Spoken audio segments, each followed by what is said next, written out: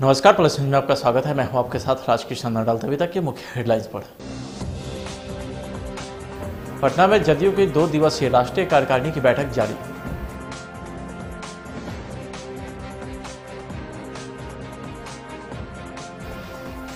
पटना के PMCH, NMCH सहित तमाम सरकारी अस्पतालों में खाली होने लगा बेड। हड़ताल के कारण नहीं हो पा रहा है इलाज। बीपीएससी के परीक्षार्थी के लिए बड़ा फैसला। रेलवे ने कई ट्रेनों को चलाने का किया ऐलान।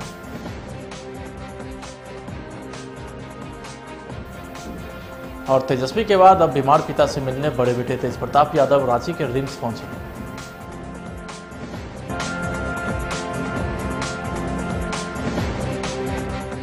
अब खबरें विस्तार से। बिहार के डिप्टी सीएम तारकिशोर प्रसाद रोहतास जिले के विक्रमगंज पहुंचे, जहां उन्होंने किसान महासम्मेलन में भाग लिया। पूर्व प्रधानमंत्री अटल बिहारी वाजपेयी के जयंती के अवसर पर आयोजित इस कार्यक्रम में उन्होंने भाजपा कार्यकर्ता तथा किसानों को संबोधित किया। इस कार्यक्रम में पूर्व विधायक राजेश्वर राज भी शामिल हुए। डिप्टी सीएम ने कहा है कि कुछ पंजाब के तथाकथित किसान नेता दिल्ली जाने वाले कुछ रास्तों का विरोध कर अपनी मांग मनवाना चाहते हैं, जबकि पंजाब के कुछ तथाकथित लोग पूरे देश के किसानों का प्रतिनिधित्व नहीं कर सकते। आज देश के विभिन्न इलाकों में किसान जाकर प्रधानमंत्री नरेंद्र मोदी के इसके लिए धन्यवाद भी दे रहे हैं। पंजाब से सड़कें आती हैं वहाँ धरना पर, और उससे पूरे भारत का वो प्रतीक नहीं करते हैं। हमारे बिहार के किसान हमारे साथ हैं और उनको कठिनाई क्या है वो आप सभी अच्छी तरह जानते हैं। जबकि न मंडी में बेचने की रोक है, न मंडी में बाहर बेचने की रोक है। जो अधिकतम समर्थन मूल्य में है वो उस पर बेचना है। और जहां तक रहा कि कॉन्ट्रैक्ट जो लैंड को देना है कॉन्ट्रैक्ट पर, वो तो फिर उनकी सुविधा के अनुसार है, वो दे भी सकते हैं, नहीं भी दे सकते हैं। और उससे किसान को भी लाभ है कि कोई कॉन्ट्रैक्ट पर देना चाहेंगे तो फिर उसकी अपनी शर्त है, उसमें वो पक्का निर्माण भी नहीं कर सकते जो कॉन्ट्रैक्ट पर लेंगे, न उनका स्वामित्व का स्थानांतरण होता है। एक्चुअली कारण दूसरा है ना, वहाँ पंजाब में सारे जो अनाज हैं वो मंडी में बिकते थे, और मंडी में वहाँ एक बड़ा ये है वृत्त है जिससे कि एक बहुत बड़ा लाभ उनके अंश उनके हिस्से में जाता था, वो बंद हो गया। बिहार में सत्तारूढ़ जनता दल यूनाइटेड की राष्ट्रीय कार्यकारिणी की 2 दिवसीय बैठक से पटना में शुरू हो गई है। बिहार विधानसभा चुनाव के बाद पहली बार हो रही इस बड़ी बैठक पर सियासी जानकारों की नजरें भी टिकी हुई है। 26 और 27 दिसंबर को जदयू कार्यालय के कर्पूरी सभागार में होने वाली इस बैठक को बिहार की सियासत को देखते हुए महत्वपूर्ण माना जा रहा है। बैठक में जदयू के संगठन के विस्तार पर चर्चा हुई। साथ ही बिहार चुनाव में पार्टी को कम सीटें मिलने पर भी घमासान हो रही है। बिहार विधानसभा चुनाव के परिणाम आने के बाद नीतीश कुमार के फिर से मुख्यमंत्री पद पर आने के बाद जदयू की ये पहली राष्ट्रीय कार्यकारिणी की बैठक है। राष्ट्रीय कार्यकारिणी की बैठक में पार्टी संगठन कैसे मजबूत हो, पार्टी को देश के दूसरे राज्यों में कैसे विस्तार किया जाए, इस पर चर्चा हुई। सामाजिक न्याय अधिकारिता मंत्रालय के द्वारा रोहतास में सामाजिक अधिकारिता शिविर का आयोजन किया गया, जिसमें दिव्यांग के बीच सहायक उपकरण का वितरण किया गया। सासाराम के भाजपा सांसद छेदी पासवान ने दिव्यांगों के अलग अलग तरह के सहायक उपकरण का वितरण किया, जिसमें ट्राईसाइकिल, कृत्रिम पैड, बधिर यंत्र शामिल थे। समय निकाला है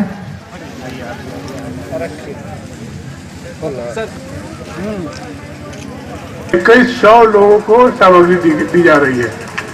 रोहतास में आज होने जा रहा है, रोहतास मुख्यालय प्रखंड मुख्यालय में 130 लोगों के बीच में आज सामान का वितरण होगा।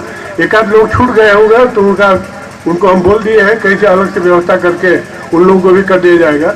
लेकिन टोटल सामान का वितरण 10 करोड़ 69 लाख रुपए का ये वितरण होने जा रहा है। तो ये बहुत बड़ी चीज है। और हम चाहते हैं कि अभी जैसा कि दिव्या भारती जी ने कहा, आरती गुप्ता जी ने कहा, कामेश्वर भाई ने कहा कि सबसे गरीब यदि कोई है इस समाज में तो जो दिव्यांग लोग हैं, शारीरिक रूप से जो गरीब हैं, उनको उनका सहयोग हर तरह से करना चाहिए आदमी को। जो भी समाज में पढ़े लिखे लोग हैं या आर्थिक रूप से संपन्न लोग हैं, उन लोगों को चाहिए कि गरीब दिव्यांग लोगों को ये कुछ न कुछ सहयोग करते रहें। बस सबसे बड़ी बात है कि दिव्यांग शब्द का इस्तेमाल हमारे देश के प्रधानमंत्री, यशस्वी प्रधानमंत्री भाई नरेंद्र मोदी ने इजाफा करके खोज करके दिव्यांग शब्द को दिया। दिव्यांग से पहले विकलांग कहा जाता था, तो सुनने में भी अच्छा नहीं लगता था, इसलिए आज उसको नाम दिव्यांग के रूप में रखा गया है।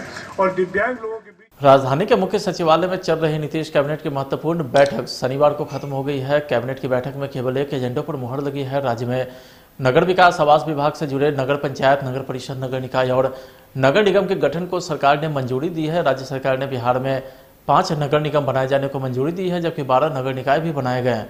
32 नगर पंचायत को नगर परिषद का दर्जा दिया गया है। 8 नए नगर परिषद भी बनाए गए हैं। इसके अलावा सरकार ने 103 नए नगर पंचायत बनाने के प्रस्ताव को भी हरी झंडी दी है। राज्य सरकार ने सासाराम को नगर निगम बनाने का फैसला किया है, जबकि मोतिहारी नगर परिषद को अब मोतिहारी नगर निगम, बेतिया नगर परिषद को बेतिया नगर निगम, मधुबनी और समस्तीपुर को भी नगर निगम का दर्जा दिया गया है। बिहार के सबसे बड़े सरकारी अस्पताल में इलाज के लिए जगह नहीं मिलता था, लेकिन आज स्थिति ऐसी हो गई है कि मरीज खुद ही यहां से लौट रहे हैं। जो भर्ती मरीज भी थे, उनके परिजन दूसरे हॉस्पिटल में इलाज के लिए जा रहे हैं, जिससे बेड खाली होने लगा। 4 दिनों से जूनियर डॉक्टर हड़ताल पर है, जिसके कारण सही से इलाज नहीं हो पा रहा है। कई मरीजों की इलाज के अभाव में मौत भी हो चुकी है। ऐसे में मरीजों के परिजन कोई रिस्क नहीं उठाना चाहते हैं। इलाज छोड़कर डॉक्टर प्रदर्शन कर रहे हैं। बिहार में 23 दिसंबर से जूनियर डॉक्टर हड़ताल पे हैं। बिहार के पूर्व स्वास्थ्य मंत्री तेज प्रताप यादव अपने बीमार पिता लालू प्रसाद यादव से मिलने रांची के रिम्स पहुंचे। वे रिम्स के पेइंग वार्ड के बाहर जेल प्रशासन से अनुमति मिलने का इंतजार करते रहे। बाद में अनुमति भी मिली। जेल प्रबंधन से अनुमति मिलने के बाद पिता पुत्र की मुलाकात हुई। आपको बता दें कि लालू प्रसाद यादव अपने गंभीर बीमारी का रिम्स में इलाज करा रहे हैं। पिछले सप्ताह उनके डॉक्टर ने बताया कि उनकी किडनी 25% ही काम कर रही है। आपको बता दें कि पिछले सप्ताह लालू प्रसाद के छोटे बेटे तेजस्वी यादव उनसे मिलने रांची पहुंचे थे।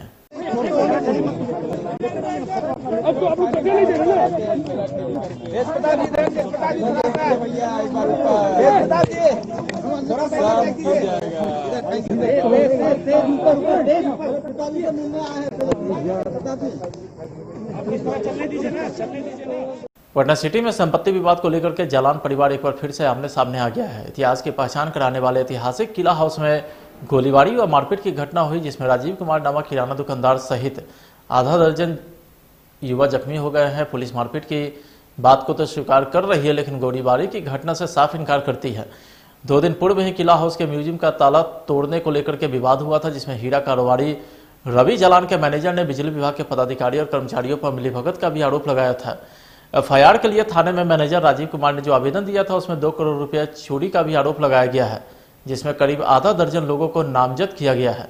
घटना के 24 घंटे से ज्यादा बीतने के बावजूद आरोपी अब तक पुलिस की पकड़ से फरार है। गोली मार दिया।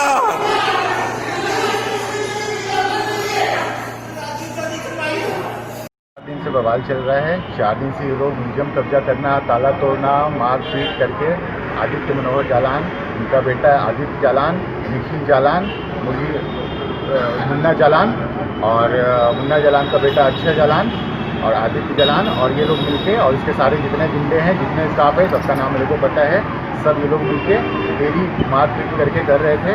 आज जबरन सब ताला, रवि जालान, मैं मैनेजर हूँ रवि जालान का, रवि जालान जी अभी बाहर गए हुए थे। रवि जालान जी का सारा ताला तोड़कर और अंदर से करोड़ों रुपए का बहुमूल्य सामान सब लूट लिया। 2 दिन से चौक थाना में दौड़ रहा हूँ। चौक थाना एफआईआर पेपर लेके मैं कि आप जाइए, आप देखिए, यहाँ पे मेरा आवेदन मेरा अभी तक स्वीकार नहीं किया गया। आवेदन मेरा लेके ये बोल रहे हैं, मेरा बोल रहे हैं चौक थाना डीजी है, इंस्पेक्टर डीजी है।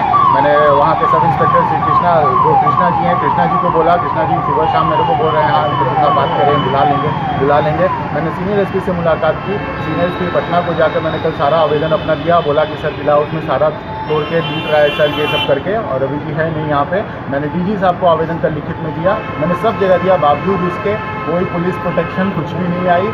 और उसके बाद आज उसके बाद ये लोग मेरे स्टाफ, जितने स्टाफ है, सबको लाठी डंडे से मारना। मेरा 5-6 स्टाफ सबका सर तोड़ दिया, नाक तोड़ दिया, जितने भी स्टाफ थे सबको मार के तोड़ दिया। उसके बाद मेरे सारे स्टाफ, फिर मैं ऊपर था, मैं भाग के नीचे आया, सबको बोला कि सबको भगाओ किसी तरह से। किसी तरीके से हम लोग किसी तरीके से भगाने की कोशिश किए, और इतने में मारा पीटी इतना होने लगा। पीछे से बाल मनोहर जालान पर्दे के पीछे से बोलता है सबको गोली मारो, सबको गोली मारो। इतने में आदित्य जलान पिस्तौल लेके आया और मुन्ना जलान के हाथ में भी पिस्तौल था। मुन्ना जलान ने फायरिंग स्टार्ट कर दी और फट फट गोली, कितनी गोली चल रही थी। हम लोग झुक के टेबल के पीछे किसी तरीके से हम लोग ने अपना जान बचाया। किनको गोली लगा? और जो मेरा मित्र है राजीव, उसका भी नाम है, और राजीव के सीधे राजीव को दिखा के सीधे गोली मार दिया। सब कुछ जबकि कैमरा रहते हो, सब कुछ रहते हुए। और इन लोगों का और पुलिस प्रशासन की तरफ से क्या मदद मिल रही है अभी तक, क्या देख रहे हैं? पुलिस प्रशासन मुझे नहीं पता सर अभी क्या है। मैं 2-3 दिन से पुलिस में दौड़ रहा हूँ क्योंकि रवि बाहर थे, रवि जलान यहाँ पे पटना में थे नहीं। मैं 4 दिन से दौड़ रहा हूँ कि सर यहाँ पे कोई अप्रिय घटना हो सकती है, कुछ भी हो सकती है। और डेली कब्जा कर रहा है, डेली एक एक स्टेप करके डेली कब्जा कर रहा है। प्रशासन का कोई कार्रवाई नहीं है। कोई अरबों की संपत्ति है वहाँ पे, अरबों की संपत्ति लूट के अपने जितने 40 गुंडे पाल रखे हैं, अपने 40 गुंडों को पालकर, जिसमें जमुना महतो है, जिसमें दामोदर राय है, जिसमें एक लंबा लड़का है जो बॉडीगार्ड बन के, और जिसने सबसे ज़्यादा मार किया है एक लंबा लड़का है, इसको बाल मनोहर जालान अपना बॉडीगार्ड कहता है। और ये सबको मारने के लिए, मुझे भी मारने के लिए आया था और ये अपने आप को गुंडा कहता है। गोली किनको लगी है? गोली राजीव कुमार है, ओंकार चौधरी, हाजीगंज उनके फादर का नाम है ओंकार चौधरी। उनको क्या करते हैं राजीव जी? राजीव कुमार का अपना छोटा बाजार नाम से किराना स्टोर है। किस लिए गए थे आज वो आज वहाँ पे अपना किराना का सामान अपना वहाँ पे उनका सारा डिलीवरी होता है। और वो रवि जी के मित्र भी हैं, वो हमेशा जाते हैं वहाँ पे, वो घर के मेंबर हैं। क्या नाम हुआ आपका? मेरा नाम राजीव है, मैं वहाँ का अकेला उसका मैनेजर हूँ। मोतिहारी जिले के डीएम देर रात शहर में निकले और कड़कड़ाती ठंड में गरीब असहाय को राहत पहुंचाई। डीएम शीर्षक कपिल अशोक ने गरीब असहाय को कड़कड़ाती ठंड में कंबल ओढ़ाया। ठंड में कपकपाते रिक्शा चालक वृद्ध भिक्षु को कंबल बांटने के साथ साथ हालचाल भी जाना तो रैन बसेरा का निरीक्षण भी किए। बिहार लोक सेवा आयोग की 66वीं प्रारंभिक परीक्षा को लेकर के सरकार ने बड़ा निर्णय लिया है। रेलवे की ओर से परीक्षार्थी के लिए कई ट्रेनों को चलाने का ऐलान किया है, जो स्टूडेंट के लिए राहत बड़ी खबर है। रेलवे ने 26 दिसंबर यानी कि शनिवार से कई जोड़ी ट्रेन चलाने का ऐलान किया है। जिन ट्रेनों को चलाने का फैसला किया है उसमें इंटरसिटी एक्सप्रेस और पैसेंजर ट्रेन भी शामिल है। बीपीएससी परीक्षार्थी और यात्रियों की सुविधा के लिए शनिवार से रेलवे ने 3 जोड़ी इंटरसिटी एक्सप्रेस और 3 जोड़ी मेमू व डेमू पैसेंजर स्पेशल ट्रेन चलाने का निर्णय लिया है। रेलवे के इस फैसले से उन हजारों परीक्षार्थी ने राहत की सांस ली है जिनका सेंटर घर से 400 से 500 किलोमीटर दूर था। पूर्णिया के नगर प्रखंड के कोहवाड़ा पंचायत स्थित प्राणपट्टी गांव में RWD सड़क निर्माण कार्य में गड़बड़ी होने के कारण ग्रामीणों ने नाराजगी जताई है। गांव के ग्रामीणों का कहना है कि मनमाने ढंग से कार्य करने या कम मटेरियल देने पर सड़क निर्माण की गुणवत्ताहीन स्थिति देखकर ग्रामीणों ने आक्रोशित होकर विरोध प्रदर्शन किया है। ये सड़क बना है तो लगभग तो सरकार का करोड़ों रुपया लगा होगा। ये करोड़ों रुपया का बर्बादी है। बर्बादी है, सरकार का लूट हो रहा है, ये ठेकेदार लोग लूट के ले जाता है। दिखाने के बाद इसको रोलर से दावा भी नहीं गया है। नहीं वही दबाया लेकिन अच्छा नहीं दिया। लेकिन कल चिप्पी के बाद देखिए कैसा हो रहा है। कल चिप्पी देने के बाद कल इस पर फिर दोबारा चिप्पी दिया, उखाड़ के दिया है। कल फिर दोबारा चिप्पी दिया है, उसके बाद भी वही हाल है, वही हाल फिर चिप्पी डाला। हम लोग कल भी। और आपके क्षेत्र में, आपके गांव में इस तरह का कार्य हुआ है, इसके विषय में आप क्या बोलिएगा, क्या कहना चाहिए? तो पहले हम लोगों को कोई सूचना नहीं था, रोड बन रहा था इसमें कि हम सोचे कि अच्छा से काम हो रहा है, लेकिन यहाँ तो कम सम दे के किसी तरह से ही ढाल ढूल के झाँप तो निकल रहा था। एक तरफ से संजोग, एक तरफ से सर निगरानी करना भी आपका काम है क्योंकि आप समिति। हाँ, लेकिन कोई हम लोग को सूचना भी नहीं था, लेकिन रोड तो बन रही थी। लेकिन देखे जाके हम बोले उधर ठीक चल रहा है, दे रहा है तो दे रहा है, साफ सफाइया कर रहा है। लास्ट में हुआ कि ये रात में काम शुरू किया, रातों रात बना के यहाँ चले आया। यहाँ देखते हैं रोड पर कहीं कुछ नहीं, हाफ इंची गिट्टियों नहीं डाला है, सिर्फ खाली अलकतरा पर है, कहीं दिया कि नहीं दिया तेल फिर कहीं कुछ नहीं है। बयान होकर देखते हैं तो रोड उखड़ रहा है। अब तो सर पद पे हैं, आप पद पर हैं, आप आपने अभी किसी भी ऑफिसर से बात किया? हाँ, जेई साहब से बात, नंबर तो नहीं लगा। जिला परिषद को बोले तो वहाँ जाके DRDA से बात बोला कि हम बोल दिए हैं, तो मीडिया वाला को बुलाए, बोला कि ठीक है, देख के ठेकेदार से बात किए। ठेकेदार बोला हम आएंगे, लेकिन अभी तक कहीं पता है नहीं है। परसों भी मीडिया वाले सब आए थे, कहीं पता नहीं, पूछ के चले गए, अभी तक उसके बाद कोई खोज खबर नहीं है। बिहार सरकार के द्वारा निर्गत ट्रकों की गिट्टी और ढुलाई के काला कानून को लेकर के ट्रक मालिक ने मुख्यमंत्री नीतीश कुमार का पुतला दहन किया। आपको बता दें कि कैबिनेट में मुख्यमंत्री नीतीश कुमार के द्वारा 17 दिसंबर को ट्रक से गिट्टी बालू ढोने को लेकर के एक कानून पारित किया गया, जिसे लेकर के अररिया जिला ट्रक ऑनर एसोसिएशन के बैनर तले ट्रक मालिक ने अपनी मांग को रखते हुए बिहार सरकार के खिलाफ नारेबाजी किया। मुख्यमंत्री सीएम नीतीश कुमार का पुतला दहन किया।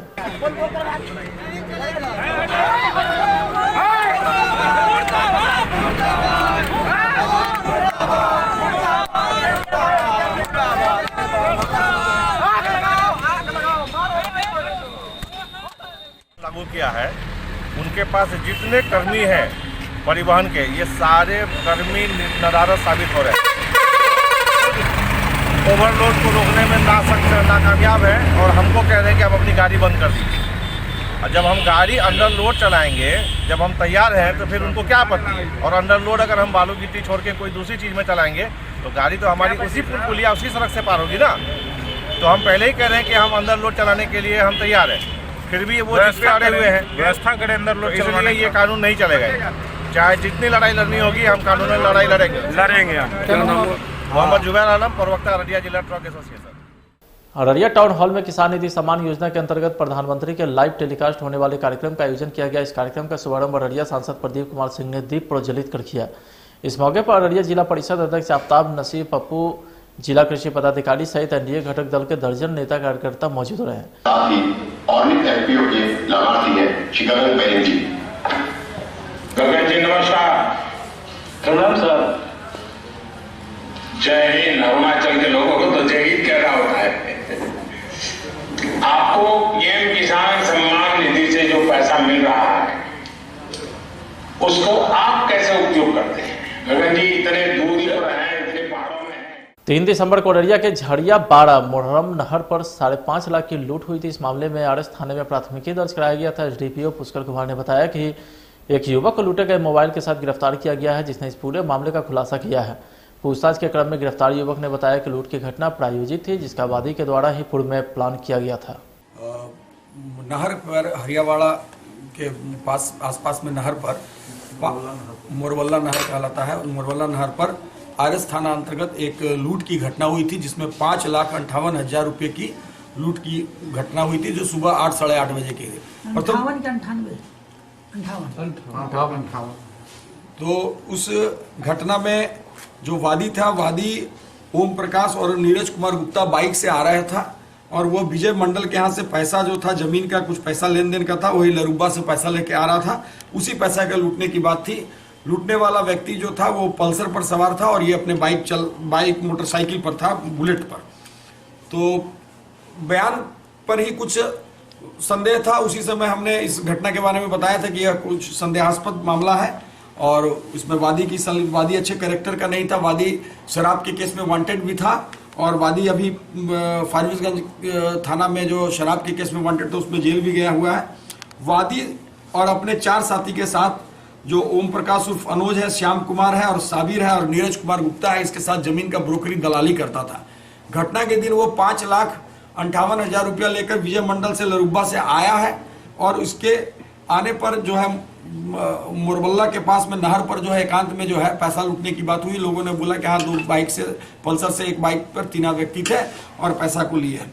इस पूरे घटनाक्रम में जो लूटी गई मोबाइल को बरामद किया गया। लूटे गए मोबाइल जिसके पास से बरामद हुआ उसका नाम है आबिद, पिता मोहम्मद सैयद, हरियावाड़ा का रहने वाला है और इसने पूरे कांड का खुलासा किया है और बताया है कि वादी ने ही इसको लूटने के लिए प्रेरित किया था। चूंकि वादी का इसमें कम पैसा था अनुज का और अन्य पार्टनर का अधिक पैसा था, तो अन्य पार्टनर के पैसे को बचाने के लिए 5,58,000 में बोला था कि 58,000 60,000 के लगभग आप लोग ले लीजिएगा, 5 लाख रुपया हमारा रहेगा। और इसने ही तय किया था। उसके साथ आबिद के साथ 2 और व्यक्ति था, वाहिद और इजहार, दोनों हरियावाड़ा का था। और फॉल्स फैब्रिकेटेड नाटक, लूट का एक नाटक करना है, ले लेना है। और जो इसके पीछे बैठा था, वादी के पीछे जो इसका पार्टनर था नीरज कुमार गुप्ता, वो इस घटना से इग्नोर था। इसलिए जब लूट के क्रम में कोई हथियार नहीं था, इसके नीरज कुमार गुप्ता को वो माथा नीचे कर रहा था कि आंख से वो देख नहीं सके। और इसको जो आबिद था, इसको था कि बुलेट का मोटरसाइकिल का चाबी तुमको लेना है और पैसा डिक्की में था। तो मोटरसाइकिल का चाबी में डिक्की की चाबी नहीं थी, डिक्की की चाबी इसके जेब में था। तो उसके सर को नीचे कर दिया जब ये देख न सके और वादी खुद अपना जो है बाइक का, मोटरसाइकिल का, बुलेट का चाबी दिया जिससे कि वो पैसा निकाला। इस चीज को वो माने कि देख नहीं सका नीरज जो इसका पार्टनर था। तो ये पूरे पर्दाफाश हुआ है और इस पर वादी पर भी कार्रवाई होगी। अभी तो जेल में, उसको जेल से निकलेगा तो इस झूठे केस करने के लिए और फॉल्स नाटक करने के लिए और फैब्रिकेटेड माने कि जो अपराध में नहीं है कभी, उसको भी अपराधी बनाने के लिए प्रेरित करके कि झूठा नाटक करना, ये सारे सेक्शन लगा के इसको उसको भी वादी को भी जेल भेजने का कार्य किया। पूर्वी चंपारण के पकड़ीदयाल प्रखंड सभागार में आयोजित जिला प्रोग्राम पदाधिकारी के देखरेख में अनुमंडल स्तरीय आंगनबाड़ी सेविका को ओटीपी के माध्यम से टीएचआर वितरण करने के लिए प्रशिक्षण कार्यक्रम का सेविकाओं ने बहिष्कार कर दिया। सभी सेविकाओं ने पॉश मशीन से टीएचआर वितरण करने की मांग की है।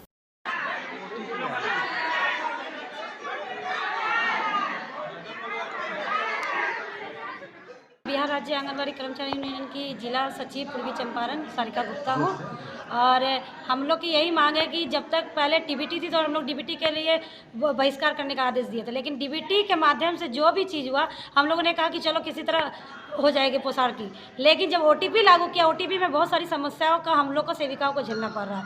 जैसे ऑनलाइन हुआ है आपके प्राइवेट तरीके से, गलत नंबर दिया गया, मोबाइल नंबर गलत है, खाता नंबर गलत है, जिससे सही लाभार्थियों को लाभ नहीं मिल पा रहा है। मोबाइल भी खराब है, कितने का एक घर से हम लोग 4 लाभार्थी को देते हैं तो एक ही मोबाइल नंबर में एक ही ओटीपी गिरेगा, तो वो तो लाभार्थी हम लोग पे जो जोर जबरदस्ती करेगा कि हमको देना ही होगा, तो हम लोग कहाँ से देंगे। इसीलिए हम लोग ओटीपी का, जब तक ओटीपी का समस्या का समाधान नहीं होता हम लोग प्रशिक्षण का बहिष्कार किए। हम सभी सेविकाओं से समझा जिला से पदाधिकारी आए हुए थे इस परीक्षा में, क्या बोले हैं? हम लोग बोल दिए हैं कि ओटीपी का जब तक समस्या का समाधान नहीं होता तब तक पोषार की निकासी हमारी सेविका पूर्वी चंपारण की नहीं करेंगे। राज्य सरकार के निर्देश पर पूरे बिहार में प्रत्येक शनिवार को सभी थानों में सीओ और थानाध्यक्ष के द्वारा जमीन विवाद का निपटारा करना है। इसी क्रम में मुजफ्फरपुर के गायघाट थाना परिसर में सीआई अरुण कुमार, थानाध्यक्ष नरेंद्र कुमार के नेतृत्व में जमीनी विवाद से जुड़े मामलों का निपटारा किया गया। आपको बता दें कि कई ऐसे मामले सामने आए जिसमें जमीन को हथियाने की बात देखी गई। गलत तरीके से वही करवाए हैं, परेशान भी कर रहे हैं उनका। आपको जमीन किससे प्राप्त हुआ? हमको जो है जिससे इनको के वाला है उनसे हम भी करवाए हैं। अच्छा। फिलहाल आज की बड़ी खबर में बताइए, आप देखते रहे प्लस न्यूज। नमस्कार।